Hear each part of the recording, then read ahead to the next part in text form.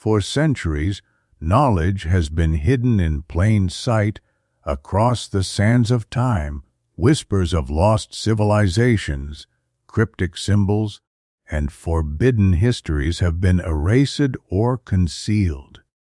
What if the truth was never lost, but hidden?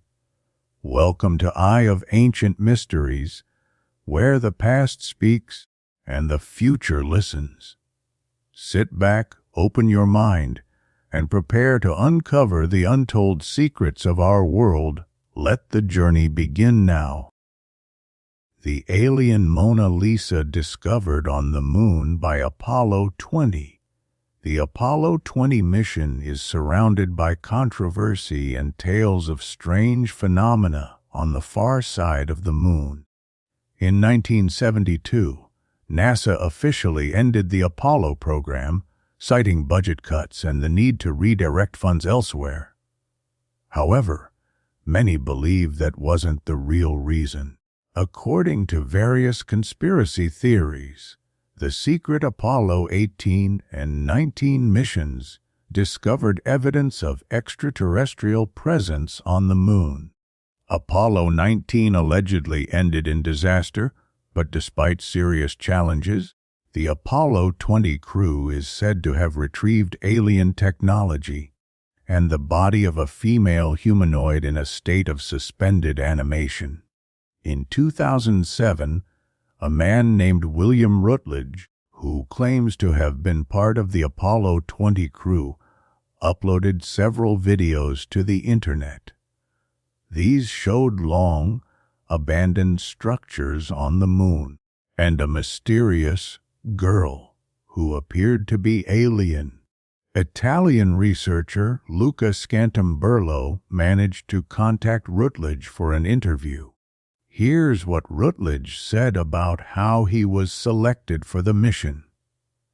"I wasn't hired by NASA, but by the U.S. Air Force. I worked in intelligence, studying Soviet military tech, including the N-1 rocket, AJAX, and the MiG-25 Foxbat. I had skills in computer navigation and volunteered for the Mel Gemini project. I was chosen for Apollo 20 because I was one of the few who didn't believe in God.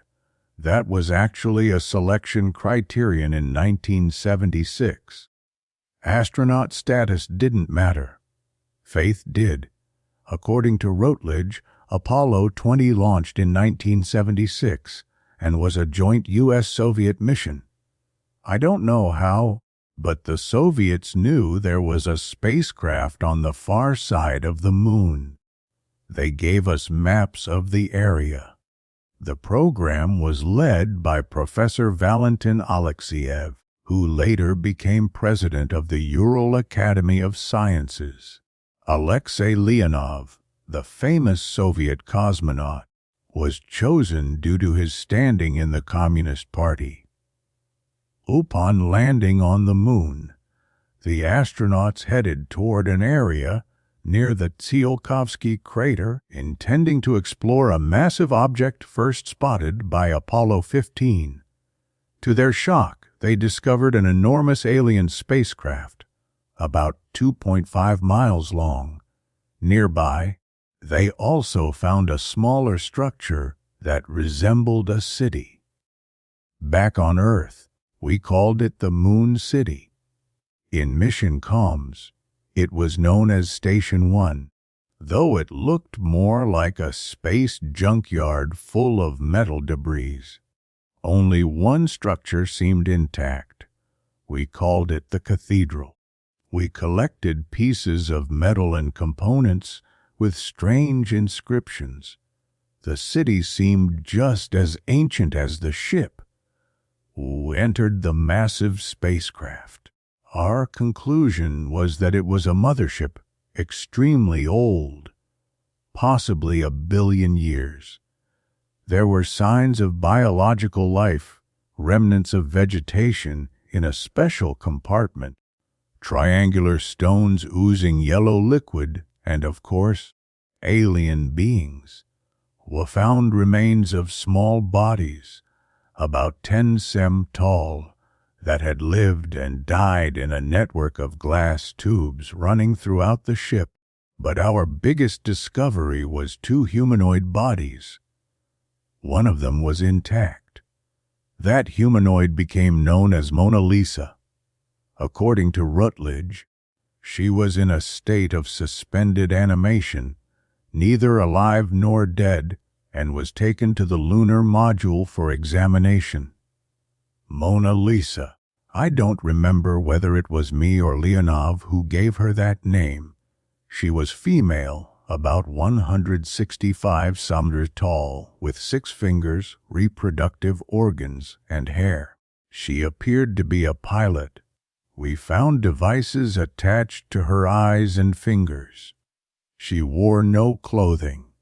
We had to cut 2 cables going into her nostrils. Leonov removed the device attached to her eyes. Her mouth began to secrete something, but her blood and fluids froze instantly. Her hair was in surprisingly good condition, and her skin was covered with a thin, transparent layer. We reported to ground control that she appeared neither dead nor alive. We weren't doctors, but Leonov devised a test. We adapted some of our gear to her, and the telemetry showed she was alive. They also found a second alien body, but it had long since perished. Wu found another body, but it was useless. We only took the head. The skin was bluish-gray. There was something strange above the eyes and a headband with no visible markings. The only thing Rutledge says about Mona Lisa's fate is, she's on Earth, and she's alive. When asked if he feared for his safety, he responded, "They can't do anything to me. If they kill or prosecute me, that's an admission. All they can do is discredit me." Now 78 years old, William Rutledge says he no longer fears revealing secrets from NASA missions. He also believes that NASA has no right to withhold such discoveries from the rest of the world. Whether his story is real or not, you decide.